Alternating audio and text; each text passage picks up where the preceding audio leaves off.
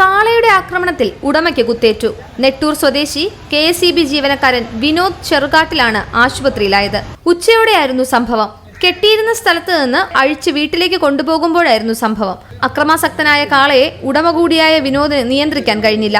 കുത്തേറ്റ വിനോദിനെ നാട്ടുകാർ ചേർന്നാണ് സ്ഥലത്ത് നിന്ന് മാറ്റിയത്. തുടർന്ന് പരിക്കുകളോടെ വൈറ്റിലയിലെ സ്വകാര്യ ആശുപത്രിയിൽ പ്രവേശിപ്പിച്ചു. നാട്ടുകാർ വിവരമറിയിച്ച് പോലീസും ഫയർഫോഴ്സും വെറ്റിനറി വിദഗ്ധരും സ്ഥലത്തെത്തി.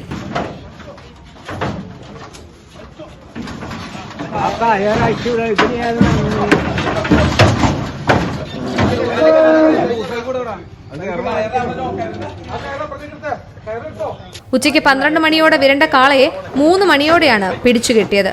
മാധ്യമ സിൻഡിക്കേറ്റ്, കൊച്ചി.